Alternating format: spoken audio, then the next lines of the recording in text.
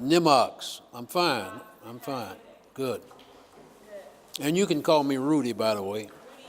Yes. Okay. Mine, Erica. Erica and Donato. Okay. So I've heard that you've been living in the Woodlawn neighborhood for over 50 years with your lovely wife. 52 years, yes. 52? Can you tell me something about that? Well, in 1952, my mother bought a building in Woodlawn that we live in now. And we've been living there ever since. And at that time, I was in my 20s. I'm 85 now. And the neighborhood was quite a bit different than it is now. It was a lot more, the population was much greater than it is now. They had about 70,000 people in Woodlawn back in the 50s.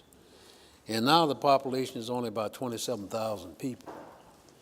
And that's because over time and because of historical events, the population transitioned. And now the neighborhood is coming back, but that's a long story. And I guess that's why you want me here today, to tell that story. Okay. So I heard that you've been for more than 20 years. You was Chicago police.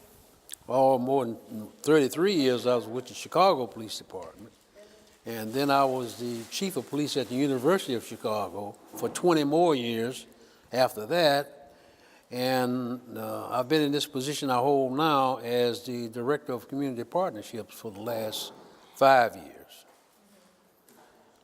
And before I went to the Chicago Police Department, I was a fireman in Chicago. And then I was a bus driver for 7 years before that.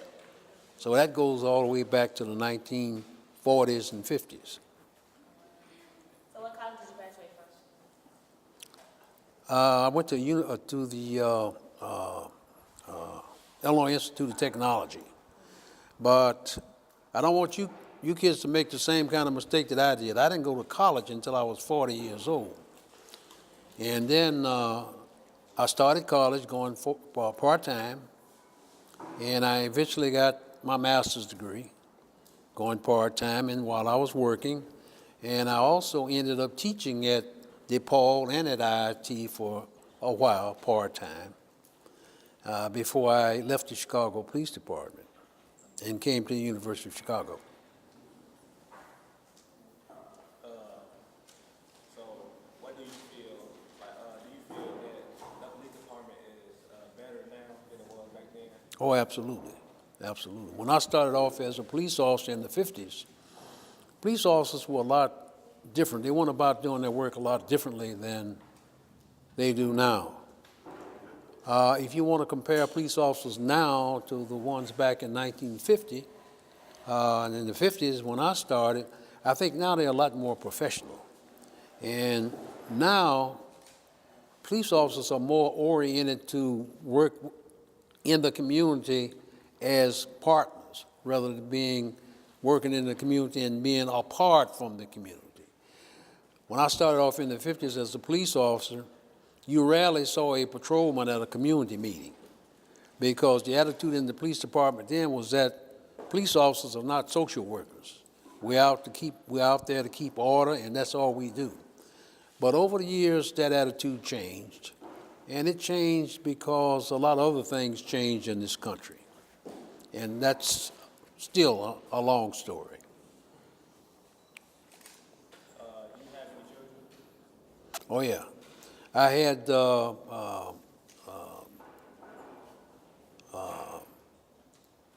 3 boys and 3 girls, and unfortunately one of my daughters got killed in an automobile accident. And one of my sons is a police officer. He's been a police officer for about 28 years. Had another son that was in the Marine Corps for about 18 years.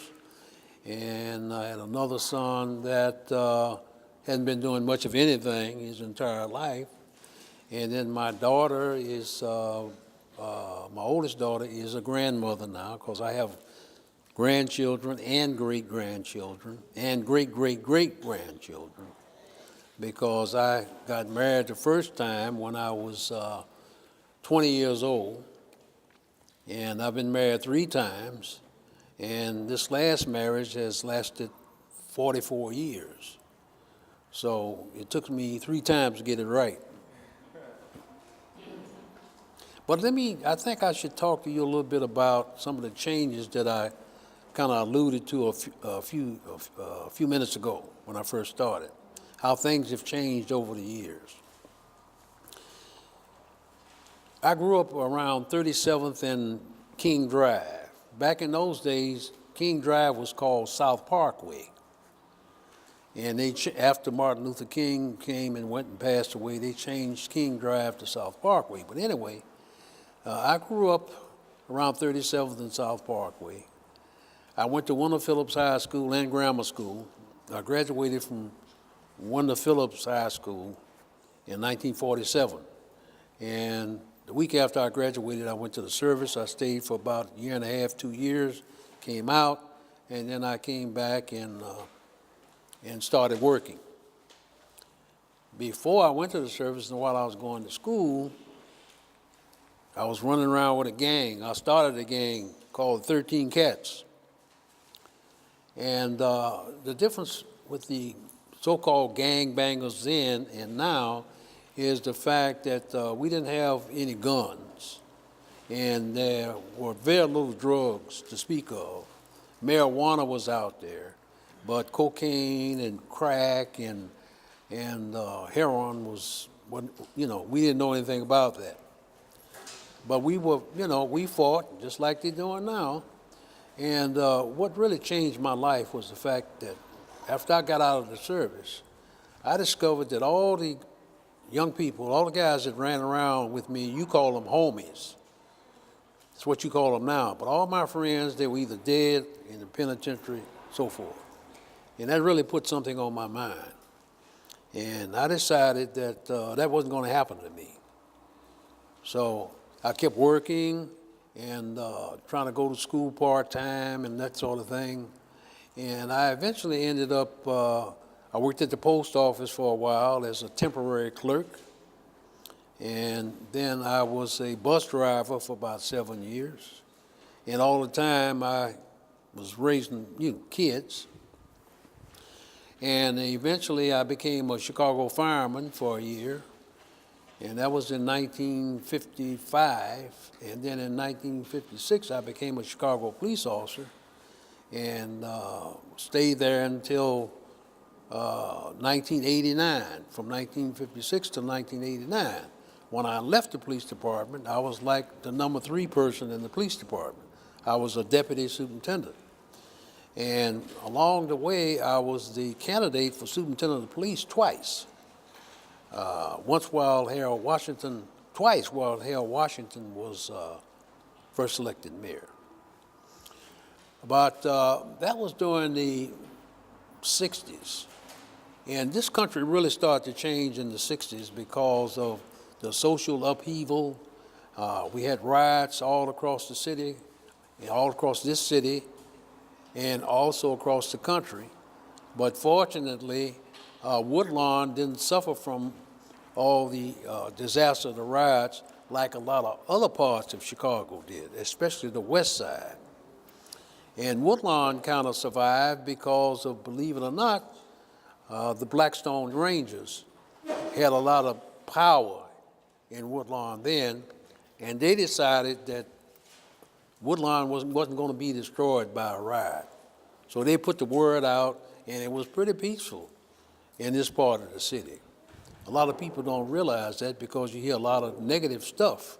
I mean, the gang life, as far as I'm concerned, is something you do not want to get into at all. There's nothing glamorous about it.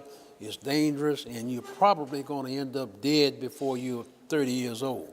That's what gang life will get you. But in this particular case, because of the influence of the Blackstone Rangers in Woodlawn, we didn't have the destruction on our business thoroughfares and all throughout the neighborhood like they had on the west side. The west side just about went up in smoke. They had to have the soldiers over there and so forth. That sort of thing was going on all over the country. There were riots in just about every major city in the United States.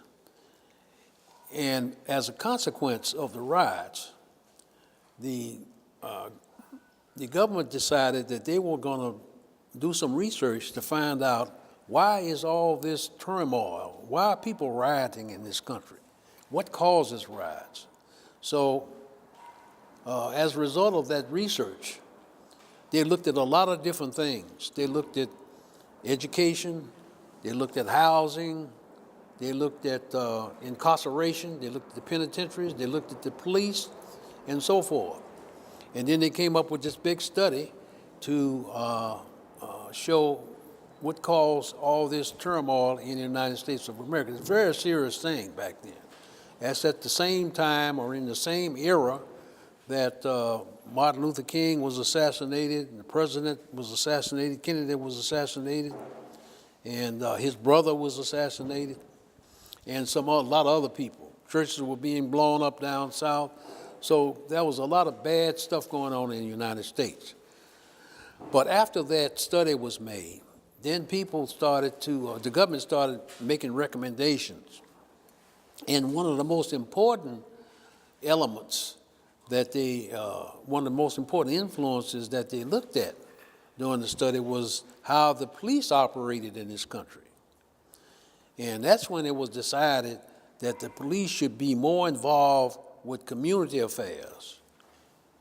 Rather than back in the 50s when I started, all they were doing is putting people in jail. You never saw them in a community meeting. You never saw them trying to do that much with young people, you know. So that really changed the